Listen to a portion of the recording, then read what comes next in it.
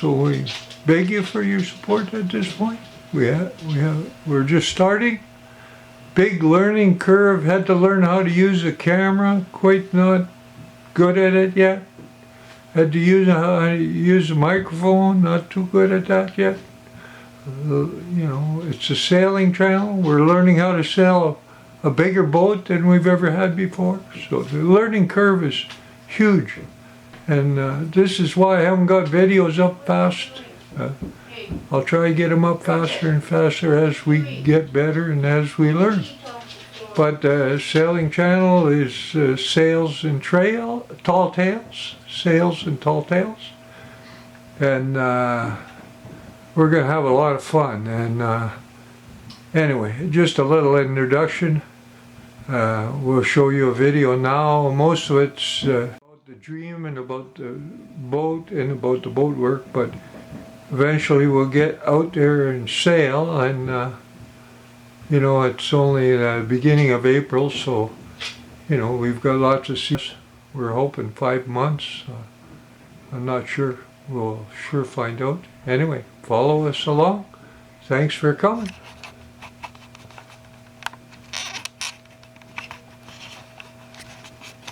We sailed it, learned how to sail, and it just amazed me how the wind just carries you along. It's free energy, man. It's incredible.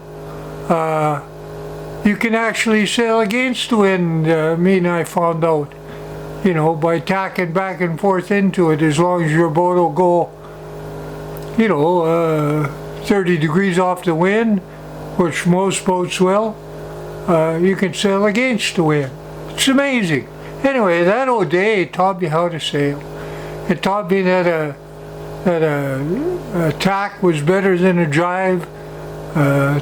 Taught me how to flip it over and get in trouble and get back out of trouble, and how not to flip it over. And you got to make mistakes in order to learn. The guy who's the smartest guy in the world has probably made the most mistakes. That's why he's smart.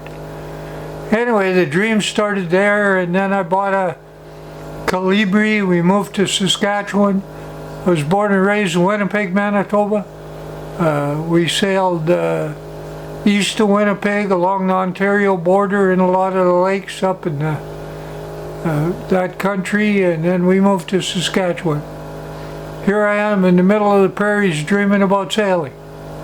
So I joined the yacht club, or I found out where the yacht club was, and went up to Redberry Lake with my little boat and sailed it there a little bit, and then sold it and bought a Calibri, which was about, I think it was about 14 feet.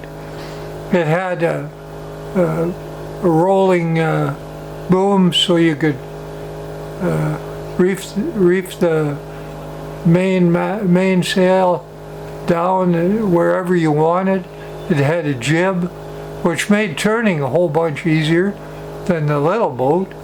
And we sailed, bought a little place up at Turtle Lake, and it was 10 miles of water, and we sailed and sailed and sailed and loved it. And even taught a lady how to sail there. And sometime around 1969, I read a book.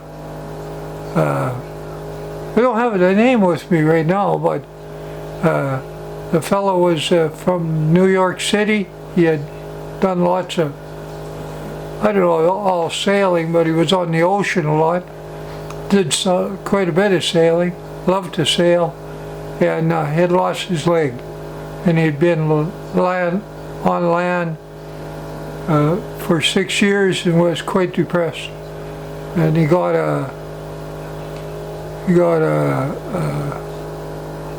artificial leg, and he had lost his leg from the knee down. He got an artificial leg, and he went for a walk in New York Harbor, and there he discovered a trimaran and talked to the captain, and went back home that day, and he dreamed that maybe he could sail. Maybe he could sail because the trimaran was far more stable So as you don't know what a trimaran is, it's a main hull with two amas or two pontoons, one on either side, and that makes it really stable. And most sailboats have a counterweight, a keel, and trimaran has a small keel, but mostly it depends on its amas to give it stability. And where a monohull will heel 30-40 degrees in the same conditions, the tri will probably heel 10-15 at the most.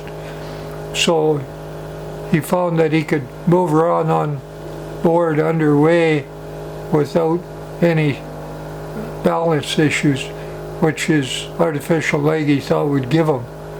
Anyway, from there he moved to California and he met a Spanish guy, and he bought a boat, and the Spanish guy helped him fix it all up and make it seaworthy. It was a 25-foot tri-hull, as far as I know, somewhere around that size. He did some experimenting with water tubes.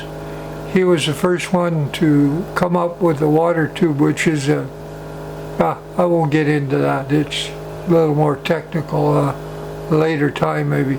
Anyway, he circumnavigated the earth with that little boat and found that it could handle heavy weather, was very stable, and he could sail, and he could go anywhere and fulfill his dreams. So he gave me his dream, and I got excited. I got different plans. I ordered different brochures.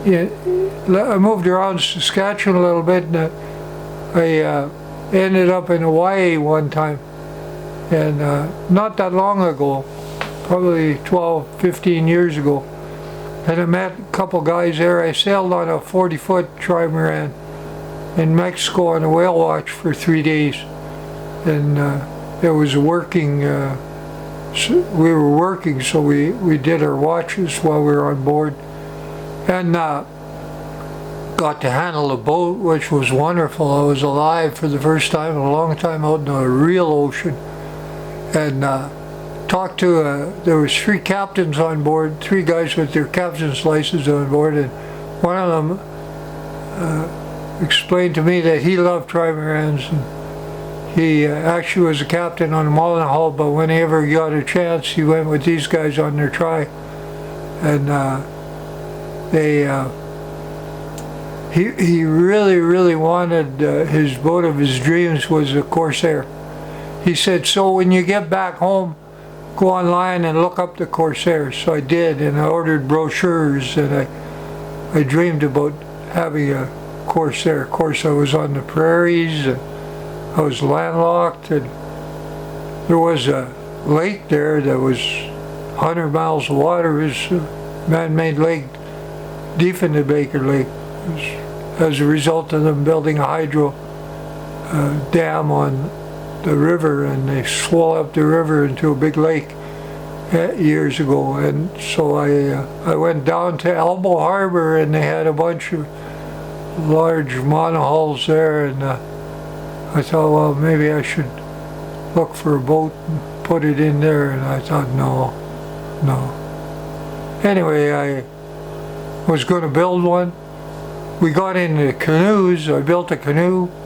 We went fishing in northern Saskatchewan. We had 2 boys. I have 2 boys, Sid and Dirk, and they were involved in Scouts organization, and they were guides in training, and they took me canoeing through the north, and they knew the country, and I could fish, and we had a lot of fun, but there was something missing. Something was missing, and that something was sailing.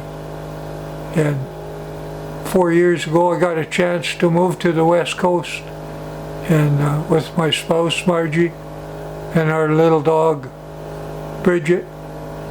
She's a little Scotty dog, and you'll see her because I take her for walks twice a day. So we'll show some of that footage on the YouTube channel.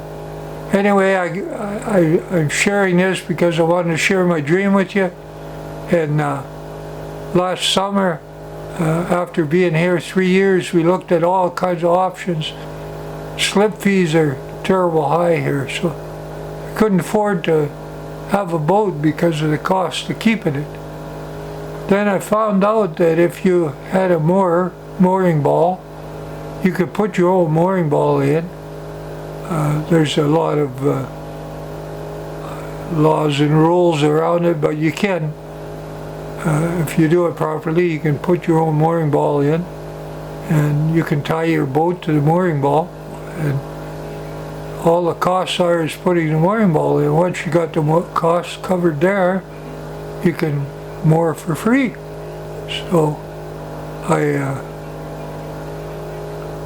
had to look at getting a dinghy and transportation back and forth from the boat, but we could do that. We could afford that. So we started looking for a boat.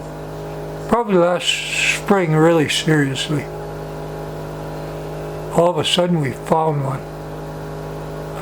We found one that we could afford. It was a 23.5 foot Tremolino, designed by Dick Newick. And so when I looked at it, looked like it was pretty good, maintained pretty well. It was a 1981, but it had some things. It had a rotating mast, it had mylar sails, rotating mast. Looked fast, looked really fast. So last summer in August, I think it was September by the time we launched the boat and got the boat in the water, and was apart. The main frame had to go on, the amas had to go on, and you'll see all that because we're going to put it back in the water again shortly. Anyway, sailed it September and October. Took it out the end of October. Now it's been sea trial. We're looking at the rigging, and it looked like it might be okay for a few years. But I'd done quite a bit of research in Dyneema rigging. I got a deal on some Dyneema, and watched many videos. One of the guys that I really want to recommend for Dyneema. We're excited. We're excited about the sailing this summer. We're excited about the boat work, and we're sure excited about sharing it all with you. So my name's John again, and like and subscribe and all that stuff. And yeah, thanks for watching this one. We'll try, as I said earlier, we'll try and get more out for you. I know it was kind of boring. It was just about boat work and whatever, but it let you know a little bit about me, John, and eventually we'll introduce the rest of the family. We have a little Scotty dog named Bridget, and we'll give you a little footage on her. And I think the next one I'm going to do is a trail. We're going to do the Westwood Lake Trail in Nanaimo, so looking forward to that. And thank you for all your support. We really appreciate it. And we'll see you on the next one.